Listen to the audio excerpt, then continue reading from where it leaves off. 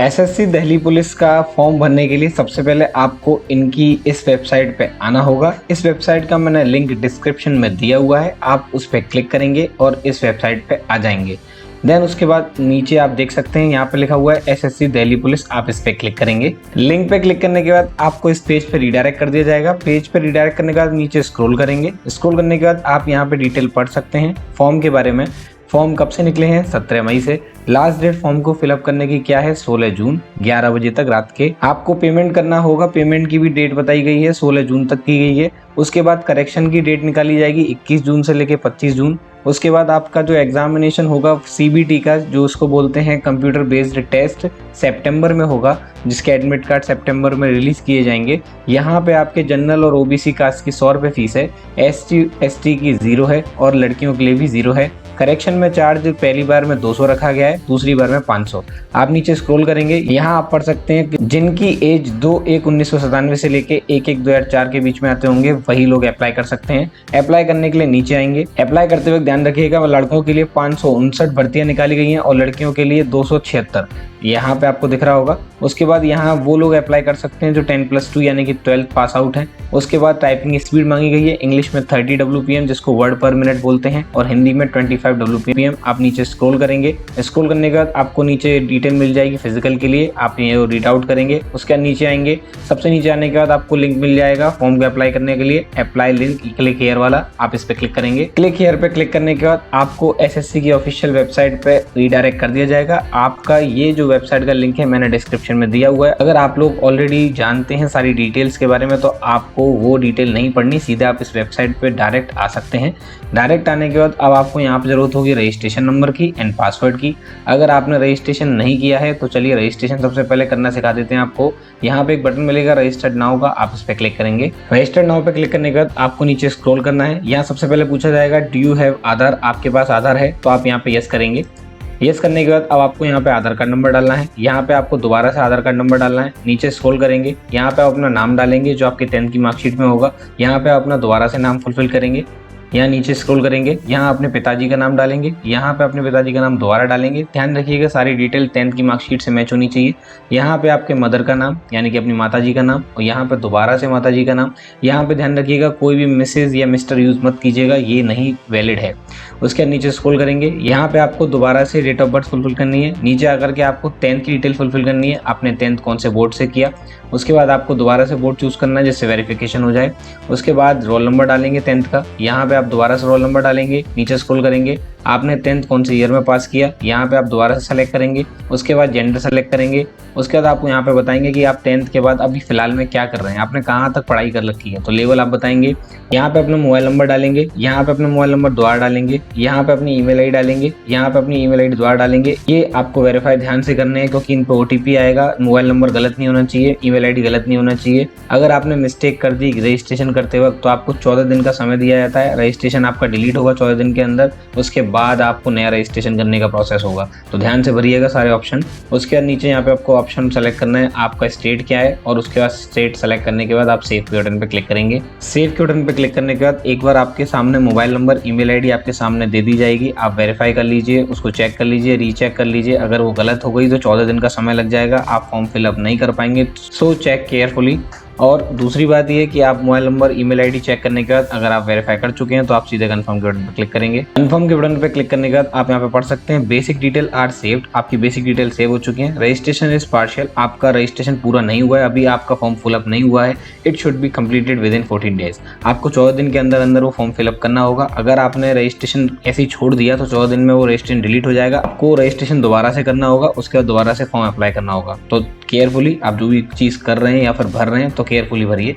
उसके बाद नीचे मैं क्लोज कर देता हूँ। अब आपके मोबाइल पे और ईमेल आईडी पे एक OTP आया होगा और आप सामने देख सकते हैं एक मेरा रजिस्ट्रेशन नंबर आ चुका है। एक रजिस्ट्रेशन नंबर आने के बाद इसको आप कहीं पे नोट डाउन कर लीजिए। वैसे आपके मोबाइल पे और एक ईमेल आईडी पे तो आया ही होगा। आप लोग देख सकते हैं मेरे सामने SSC का रजिस्ट्रेशन हो चुका है, तो मेरा एक मेल आ चुका है। मैं इस पे क्लिक करता हूँ। क्लिक करने के बाद आप लोग देख सकते हैं यहाँ पे मेरा रजिस्ट्रेशन नंबर है, यहाँ पे मेरा पासवर्ड है। वेबसाइट पे आने के बाद यहाँ पे आपको अपना रजिस्ट्रेशन नंबर डालना है, यहाँ पे आपको पासवर्ड डालना है। वो जो OTP OTP आया था वो पासवर्ड होगा फिलहाल में आपका, और यहाँ पे आपको कैप्चा फुलफिल करना है। देन उसके बाद लॉगिन पे क्लिक करना है। लॉगिन पे क्लिक करने के बाद अब आपको अपना पासवर्ड चेंज करना होगा। यहाँ पे आपको डालना है ओल्ड पासवर्ड जो आपके OTP के तौर पे आया था। यहाँ पे आपका न्यू पासवर्ड, और जो भी आप न्यू पासवर्ड रखेंगे वो आप एक बार कंफर्म करेंगे। देन सबमिट के बटन पे क्लिक करेंगे। सबमिट के बटन पे क्लिक करने के बाद आप लोग देख सकते हैं मेरा पासवर्ड सक्सेसफुली चेंज हो चुका है। अब मैं लॉगिन करूंगा अपने ओरिजिनल पासवर्ड से जो किसी को पता नहीं है, और दूसरी अपनी ईमेल आईडी के रजिस्ट्रेशन नंबर से जो मेरा रजिस्ट्रेशन नंबर मेल आईडी पे आया था या आपके सेल फोन पे आया होगा। तो चलिए इसको क्लोज करते हैं और वेबसाइट पे चलते हैं। वेबसाइट पे दोबारा से आने के बाद यहाँ पे आपको रजिस्ट्रेशन नंबर दोबारा डालना होगा। यहाँ पे आपको अपना ओरिजिनल पासवर्ड जो अभी आपने रीसेट किया था, आपने दोबारा से नया पासवर्ड बनाया था, उसको डालेंगे। यहाँ पे अपना कैप्चा डालेंगे। यहाँ पे आप लॉगिन के बटन पे क्लिक करेंगे। लॉगिन के बटन पे क्लिक करने के बाद अब आपका रजिस्ट्रेशन पूरा करने के लिए पहले स्टेज पे तो रखा गया था बेसिक डिटेल को, अब दूसरा स्टेज होता है कॉन्टैक्ट डिटेल जिसको एडिशनल इन्फॉर्मेशन बोलते हैं।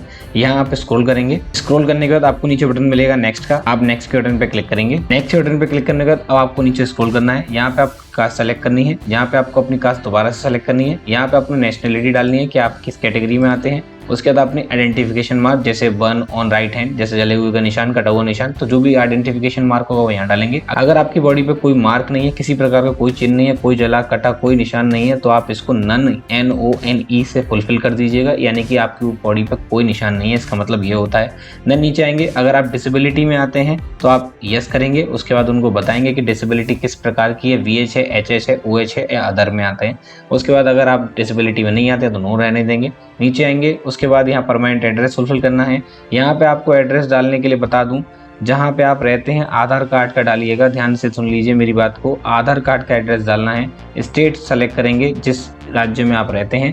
सिटी सेलेक्ट करेंगे जिसको आप डिस्ट्रिक्ट के नाम से जानते हैं, और अपनी पिन कोड को डालेंगे जो आपके आधार कार्ड में होगा। अगर ये दोनों आपका मैच हो जाए, जैसे मान के चलिए आप परमानेंट एड्रेस वही रहते हैं जहाँ पे आपका आधार कार्ड है और रहते आप वहीं पे ही हैं, तो आप परमानेंट एड्रेस पे यस करेंगे।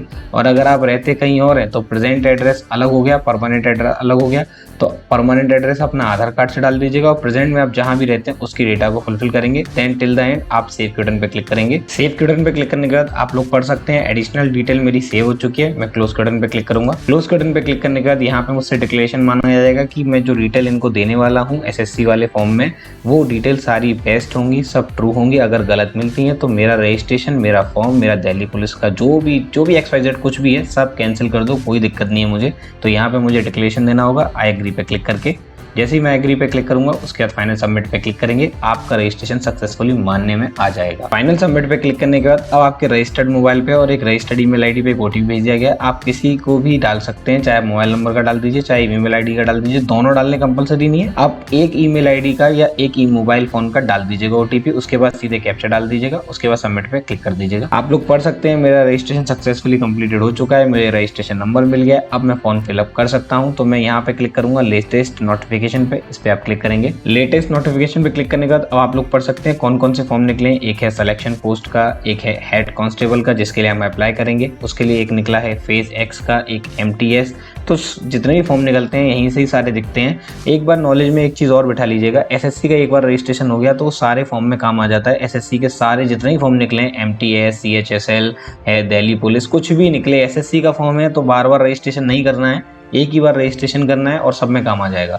अभी फिलहाल में हम लोगों को भरना है दिल्ली पुलिस का फॉर्म। तो आप नीचे आएंगे, यहाँ पे आपको कॉर्नर में एक बटन मिलेगा अप्लाई का, आप इस पे क्लिक करेंगे। अप्लाई पे क्लिक करने के बाद SSC दिल्ली पुलिस का जो फॉर्म है, एप्लीकेशन फॉर्म, वो आपके सामने आ जाएगा। कुछ ऑप्शन तो अपने आप भर जाएंगे, बाकी के ऑप्शन आपको खुद फुलफिल करने होंगे। जैसे एग्जाम्पल मैं स्टार्ट करता हूँ 15 से। 15 का ऑप्शन रखा गया है do you possess OB category, यानी कि आप NCT दिल्ली के OBC कास्ट से अगर बिलोंग करते हैं सेंट्रल लिस्ट से तो आप यस करेंगे, अगर नहीं करते हैं तो नो करेंगे।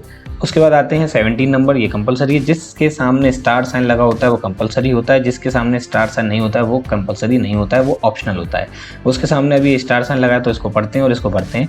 Weather departmental candidate of Delhi police, क्या आप डिपार्टमेंटल दिल्ली पुलिस से बिलोंग करते हैं? अगर करते हैं तो भैया यस कीजिए, नहीं करते हैं तो नो कर दीजिए। नीचे आएंगे 18वां नंबर, whether son and daughter of serving retire और deceased personnel multitasking staff of Delhi police, क्या आपका बेटा बेटी MTS से, रिटायर से या कुछ भी, कोई भी दिल्ली पुलिस पुलिस से रिटायर हो, तो अगर हैं तो यस कीजिए, नहीं है तो नो कीजिए। उसके नीचे आएंगे, यहाँ ऑप्शन पूछा जा रहा है 19 नंबर पे, have you represent a state, आपका स्टेट को अपने को रिप्रेजेंट करते हैं या कंट्री को या नेशनल लेवल पे स्पोर्ट्स खेलते हैं आप और 3 साल से कर रहे हैं तो अपनी डेट वगैरह बतानी पड़ेगी। अगर करते हैं तो यस कीजिएगा, नहीं करते तो नो कर दीजिएगा और आगे बढ़ जाइएगा। फिर पूछा जा रहा है कंप्यूटर बेस्ड एग्जाम, अगर आप कंप्यूटर पे एग्जाम देने जा रहे हैं जो एसएससी दिल्ली पुलिस का होने वाला है, वो आप किस मीडियम में देंगे, हिंदी में पेपर देंगे या इंग्लिश में देंगे, तो वो आपको सेलेक्ट करना होगा। उसके बाद आपको अपना सेंटर सेलेक्ट करने होंगे, कहाँ पे आप पेपर देना चाहते हैं, centre number 1, centre number 2, centre number 3 ऐसे। उसके बाद आपको नीचे पूछा जा रहा है whether you are ex serviceman, क्या आपने पहले भी आर्म फोर्स में सर्विस दी हुई है, तो अगर दी हुई है तो यस कीजिए, नहीं कीजिए तो नो कीजिए।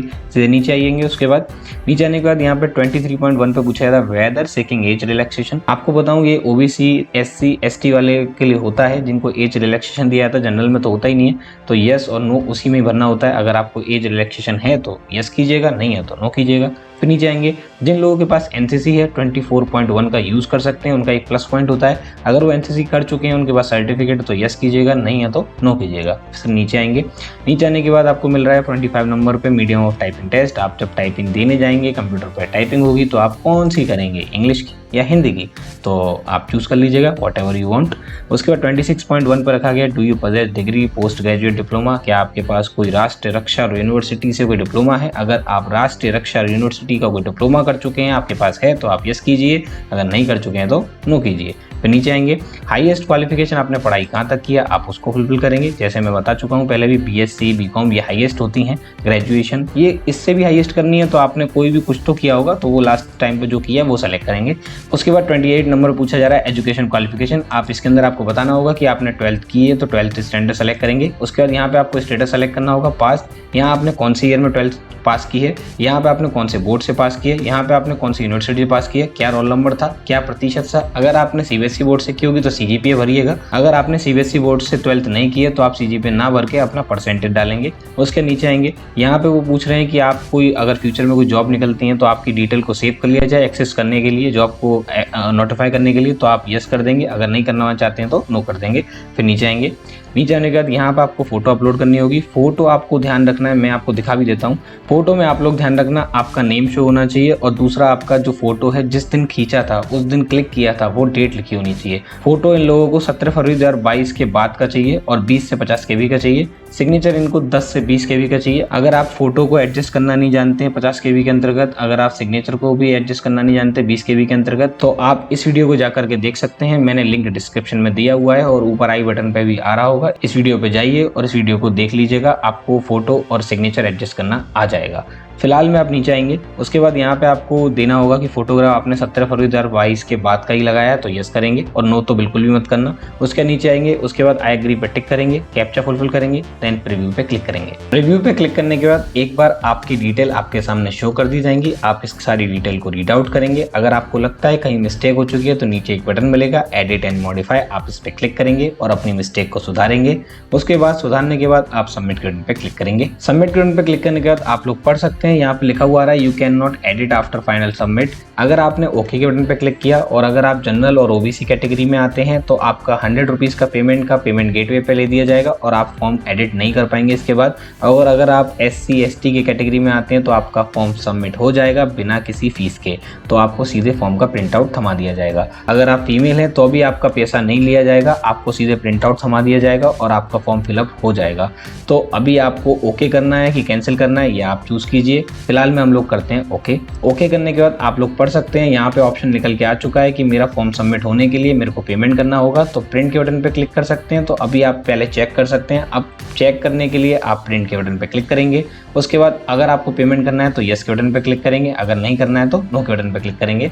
बहरहाल हम लोग क्लिक करने जा रहे हैं यस पे। एसएससी दिल्ली पुलिस का पेमेंट करने के लिए आपके सामने मोड दिए जाते हैं। सबसे पहले आपको कैसे पेमेंट करना है, ऑनलाइन या ऑफलाइन। ऑनलाइन का मतलब होता है कि आपके पास डेबिट कार्ड यूपीआई वगैरह के थ्रू पेमेंट होगा। ऑफलाइन का मतलब है आपको जाना पड़ेगा किसी बैंक के थ्रू डिमांड ड्राफ्ट बना करके, जैसा भी आप करना चाहें। तो हम फिलहाल में करने वाले ऑनलाइन, तो आपको क्लिक करना है ऑनलाइन पे। उसके बाद अमाउंट कलेक्ट कर लिया जाएगा 100 रुपीज़ जो आपका कटेगा और आपके इनके अकाउंट में डिपॉजिट डिपॉजिट कर दिया जाएगा। तो फिलहाल में हम लोग क्लिक करने वाले हैं सबमिट के बटन पर क्लिक करने के बाद SBI के ऑनलाइन पोर्टल पे आपको भेज दिया जाएगा। यहाँ पे आप नेट बैंकिंग के थ्रू पेमेंट कर सकते हैं, जिसमें आपका 0% बैंक चार्जेस लग रहा है। यहाँ पे आपको कार्ड पेमेंट करना होगा, यहाँ पे स्टेट बैंक का कार्ड सेलेक्ट होगा, यहाँ पे अदर बैंक का कार्ड सेलेक्ट होगा, यहाँ पे क्रेडिट कार्ड सेलेक्ट होगा और यहाँ पे UPI।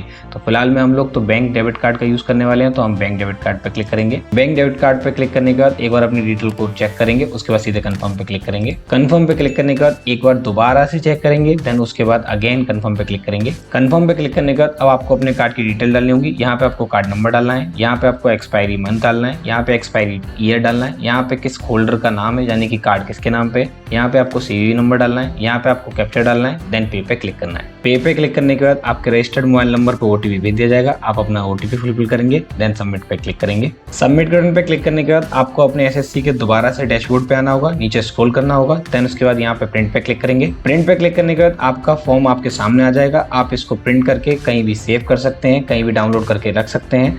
आई होपफुली आपको समझ में आ गया होगा कि SSC का दिल्ली पुलिस का फॉर्म कैसे फिलअप करेंगे। अगर ये वीडियो आपको पसंद आया तो हमारे चैनल को सब्सक्राइब करें, इस वीडियो को लाइक करें, अपने फ्रेंड सर्कल में शेयर करें। अगर आपके मन में कोई कंफ्यूजन है या कोई भी डाउट है तो मेल करके या कमेंट करके पूछ सकते हैं।